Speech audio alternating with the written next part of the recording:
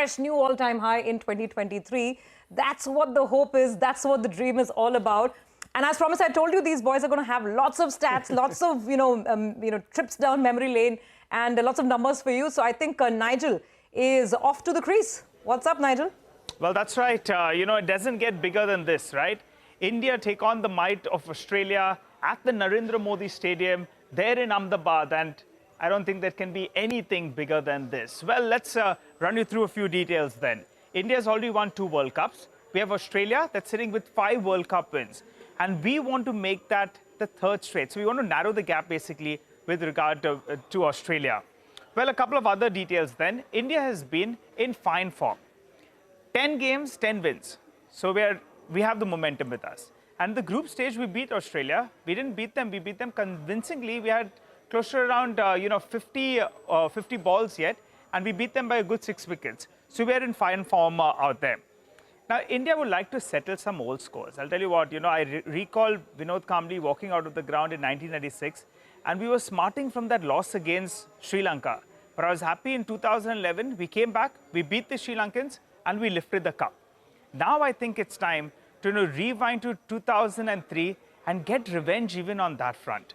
Because in 2003, I'm sure Mangalam and a lot of people here in the newsroom as well would have been hoping that Saurav Ganguly's men go ahead and lift the cup. But Australia, they outplayed us at that day. So now we're looking to turn the tables. We're looking to avenge that defeat and come back strongly. So, that's going to be on our mind. This time around, India will be hoping that we can come out trumps. And history? Well, they favor the host. So if you look at a data point, well, we're not just in good form. Even history favors us.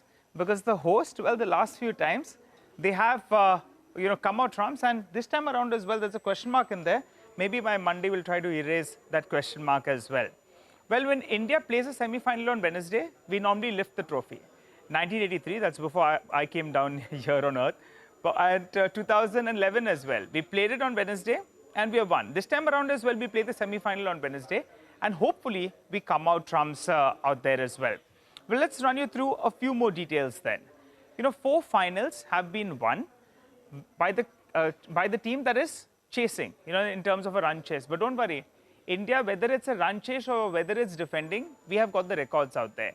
Because in 1983, we defended the lowest possible score in a World Cup final. That's 183 runs. Well, and in 2011, we chased the highest possible score, which is 275 runs all. So we are holding the record in terms of a World Cup final, whether we are chasing or whether we are defending as well. And finally, let's get to the key players. King Kohli, he's been in fine form. He's silenced the critics, and that's someone I just love and adore. So he's scored already 700 runs. We have Mohammad Shami, come out of nowhere, 6 matches, picking 23 wickets.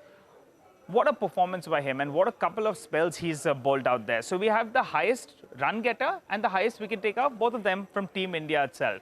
Well, in terms of the other run getters, we have Rohit Sharma, captain cool, captain the side, and also put on 550 runs and in record, strike rate out there. Shreyas Iyer as well, coming lower down the order and in fact playing a very, very good innings. So out of there, we have a couple of our players, and we have the Australians as well, Warner as well as Marsh in there. Australians, well, they'll be looking at Adam Zampa to spin a web around the Indian team. Hopefully, our boys, can bat out there. Jasprit Bumrah as well has done quite well with around 18 wickets. Couple of points to ponder then. Will India stick to the winning combination? Or will they give Ashwin a look in? Well, let's see whether or not. And Surya Kumar Yadav, let's see whether or not he saved his best for the last.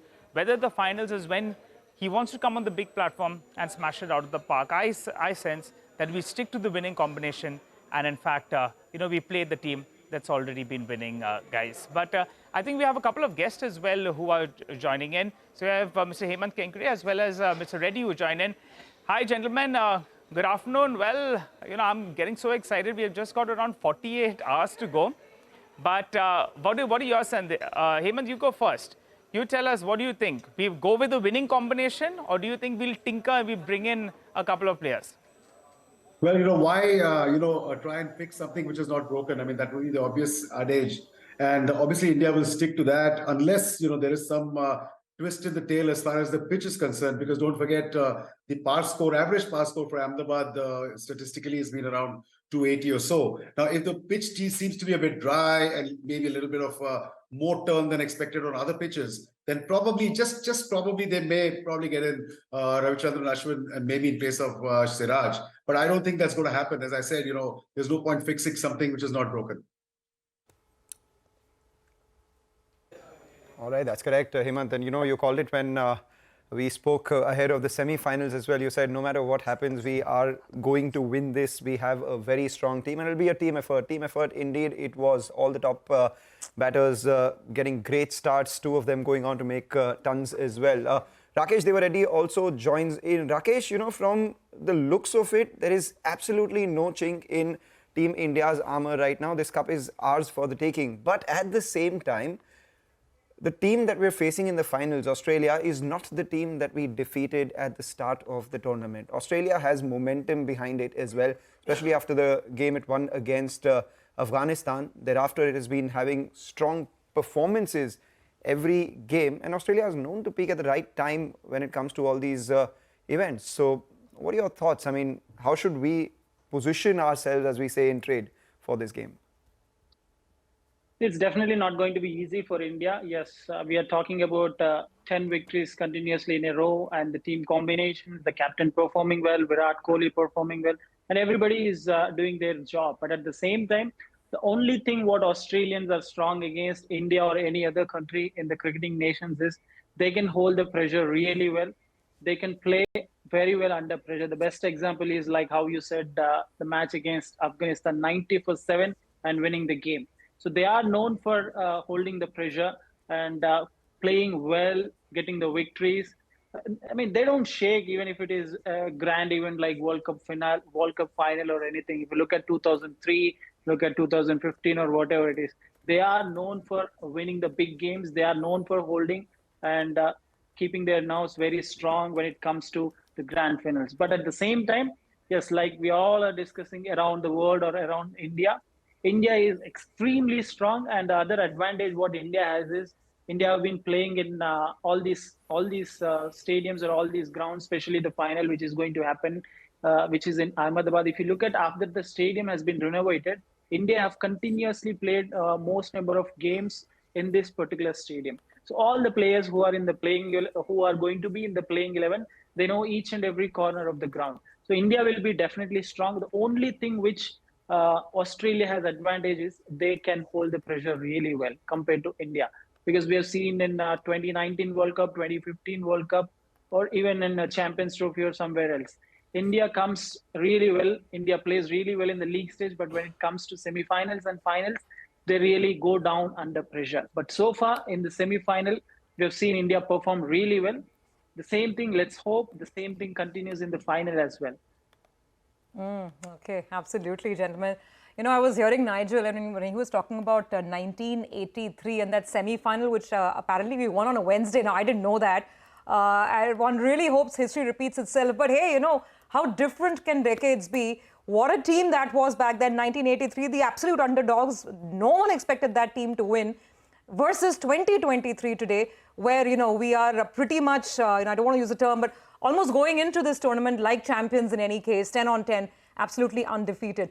So my question, Mr. Kenkre, is this, that if you were to advise the team, what should the strategy be? The same that we saw in the semi-finals, that you go off to this flying start, put a massive score on the board, bat first and get that adrenaline pumping, that momentum going. Is that the same strategy that you think can perhaps help us and work for us even in the finals? Absolutely. The first advice would be do not follow social media, because there are many strategists out there telling them what to do and what not to do, whom to pick and whom not to pick. Having said that, I think they've been playing with a lot of intensity, and I use the same words in the last program before the semi-final. And also, very critically, is I think they're all getting together, as Mangalam rightly said, getting together as a team and playing as one unit. That is very important.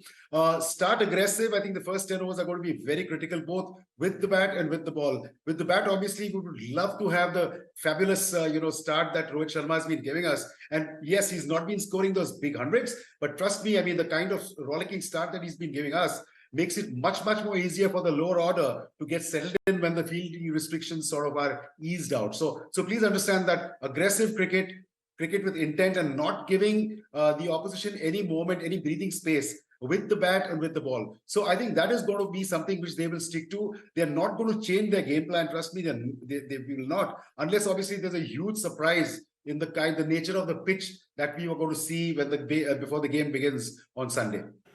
All right, Rakesh, what do you think? You know, one of my colleagues were putting out a data point, and they mentioned that I don't think Indian has scored a century in a World Cup final. If you had to bet on that one name, who's it going to be? Whose day is it going to be? Is it going to be Gill who's going to be coming out and in fact smacking it, or Virat, the fine form he's been in? Who do you think will, the odds are that they go ahead and they score that much awaited century in a World Cup final?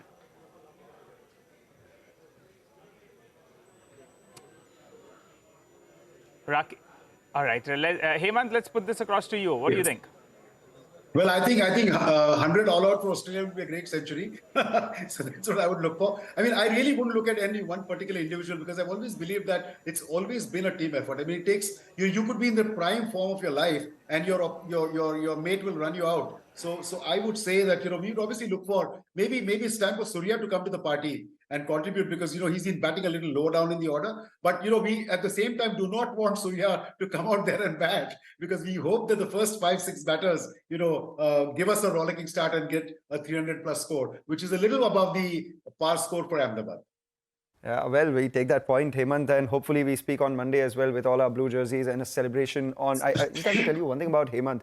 I was told that he was Sachin Tendulkar's first captain in the Kanga League A division. So he comes with a lot of history and cricketing knowledge, etc. as well. But one thing that he spoke about, both Rohit Sharma as well as Jasprit Bumrah, their milestones will not capture the quality of play that they have. Jasprit Bumrah is not among the top wicket takers in the World Cup with 18. I mean, of course, because Shami's bowling extremely well. And Rohit Sharma has not as many half centuries or hundreds. But the impact that they have allows others to go ahead and settle in and make a lot more scores, or the other bowlers to come ahead and give a lot more wickets. Which is why I can say that there was a lull in my cricket viewing for a couple of years, but I'm so glad to be back at a time when this team is firing all guns blazing. Your batsmen, your top order, your middle order, your bowlers, my God, I mean, it's an absolute sheer delight. That's what we saw in the semi-final, and one can only hope, as a lover of the game, that that's what we will get on Sunday night as well. All right, but that's enough about cricket. What we'll do is we still have 6 minutes of trade on the other side. So we take a short break, come back, some more market talk lined up for you.